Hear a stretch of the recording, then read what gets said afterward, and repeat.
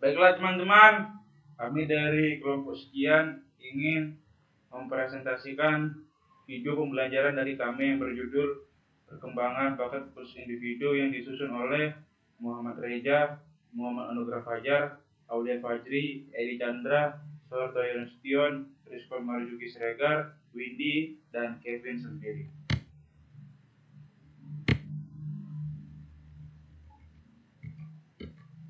Pengertian bakat khusus menurut para ahli.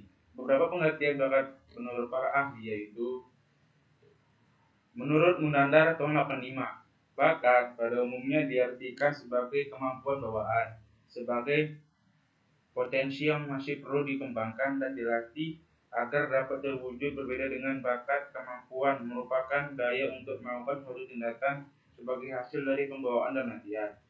Yang kedua, Kartono tahun 79. Bakat adalah mencakup segala faktor yang ada pada individu sejak awal pertama dari kehidupannya, yang kemudian menumbuhkan perkembangan keahlian, kecakapan, dan keterampilan khusus tertentu. Menurut Purbakaca tahun 82, bakat sebagai benih dari suatu sifat yang baru akan nampak nyata jika mendapat kesempatan atau kemungkinan untuk berkembang. 4. Diki Wikham dalam Enemosiono 1989. Bakat adalah suatu kondisi atau serangkaian karakteristik dari kemampuan seseorang untuk mencapai sesuatu dengan sedikit latihan atau khusus, mengenal pengetahuan, keterampilan, atau serangkaian respon. Misalnya kemampuan berbahasa, kemampuan mengarang lagu, dan lain-lain. 5. Sariloto Wirawan Sarwono tahun 1979. Bakat adalah kondisi dalam diri seseorang yang memungkinkannya dengan suatu latihan khusus mencapai kecakapan pengetahuan dan keterampilan khusus. Jenis-jenis bakat khusus. Bakat akademik khusus. Bakat akademik khusus misalnya bakat untuk bekerja dalam angka-angka atau numerik, logika bahasa, dan sejenisnya. Bakat kreatif produktif. Bakat khusus dalam bidang kreatif produktif artinya bakat dalam menciptakan sesuatu yang baru, misalnya menghasilkan rancangan arsitektur baru, menciptakan teknologi terbaru, dan lainnya. Bakat seni. Bakat khusus dalam bidang seni, misalnya mampu mengaransemen musik dan sangat dikagumi, menciptakan lagu hanya dalam 30 menit, mampu melukis dengan sangat indah dalam waktu singkat, dan sejenisnya. Bakat kinestetik. Bakat khusus kinestetik psikomotorik, misalnya bakat dalam bidang sepak bola, bulu tangkis, tenis, dan keterampilan teknik.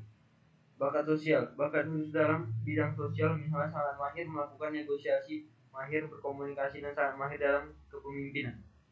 Berikut adalah apa itu perbedaan antara bakat dan minat. Bakat adalah kemampuan yang sudah ada sejak lahir dan bisa terus dikembangkan. Contohnya adalah Judika, penyanyi yang memiliki suara yang sangat bagus.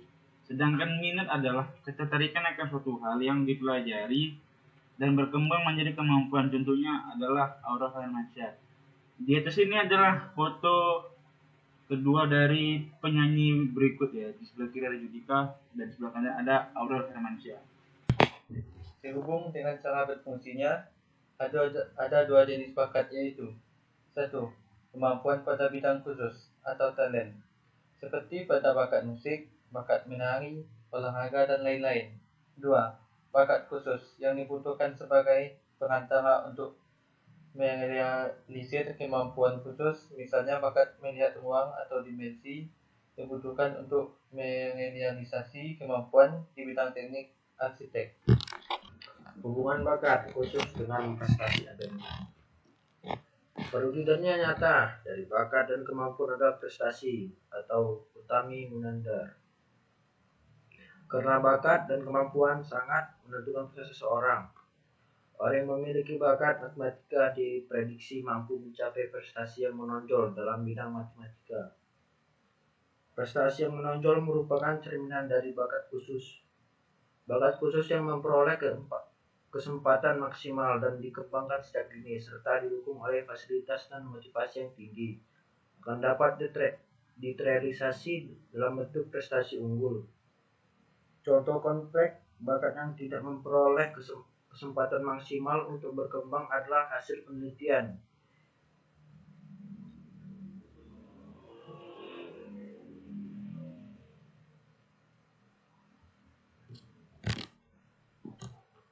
Yang artinya prestasi belajar yang mereka peroleh berada di bawah potensi atau bakat intelektual yang sesungguhnya mereka miliki. Bakat potensi atau bakat intelektual yang sesungguhnya mereka miliki ialah menentukan prestasi seorang, tapi sejauh mana ini akan terwujud menghasilkan suatu prestasi, masih banyak variabel yang menentukannya. Atau bisa juga dikatakan bahwa bakat memungkinkan pengetahuan, pengalaman, dan dorongan atau motivasi agar bakat dapat terwujud. Baik, teman-teman, saya sedikit ingin menguraikan tentang perbedaan bakat dan minat. Perkenalkan, nama saya Kevin Arzona Semiring. Saya dari Prodi Pendidikan Teknik Mesin Universitas Negeri Medan dengan NIM 52231111033. Yang pertama kali yang saya hormati Bapak Ibu dosen beserta kawan-kawan yang menonton video saya ucapkan selamat siang, dikarenakan pada saya membuat video ini waktunya di siang dan berlokasi di bawah kaki Gunung Sinabung. Perlu kita manjatkan syukur kepada Tuhan, di mana atas rahmatnya kita masih diberikan napas, bisa hidup sampai pada saat ini. Oke teman-teman, saya akan memulai. Untuk dahulu, apa sih perbedaan minat dan bakat? Saya akan memulai. Apa sih pengertian dari bakat? Bakat itu adalah potensi yang dimiliki oleh seseorang sejak lahir. Jadi, bakat adalah potensi bawaan seseorang yang berkat bakat ini seseorang dapat mempelajari sesuatu dalam lebih cepat dibandingkan orang lain dan dengan hasil yang jauh lebih baik. Contoh bakat yaitu seperti menari, bakatnya menulis, bakatnya menyanyi, dan lain sebagainya. Dan kedua adalah pengertian minat.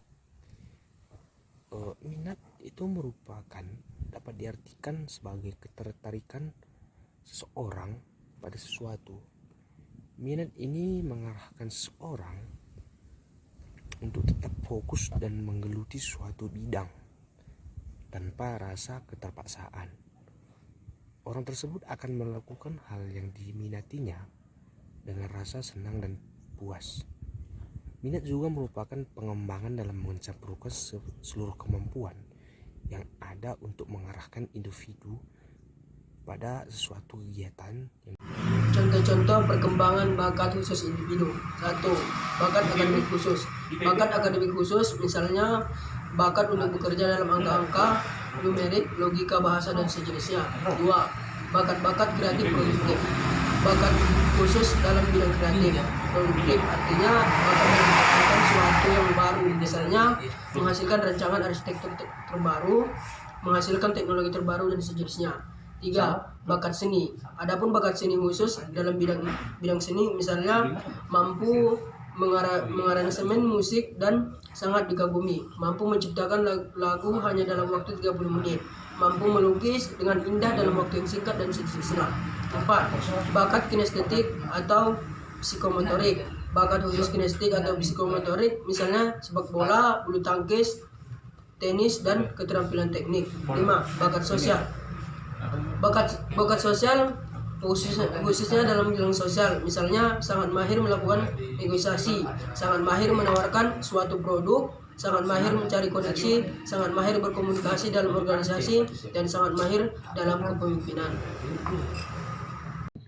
Kesimpulan, Jadi bakat adalah satu, bakat merupakan kemampuan bawaan sebagai potensi yang masih perlu dikembangkan dan dilatih agar dapat terwujud. 2.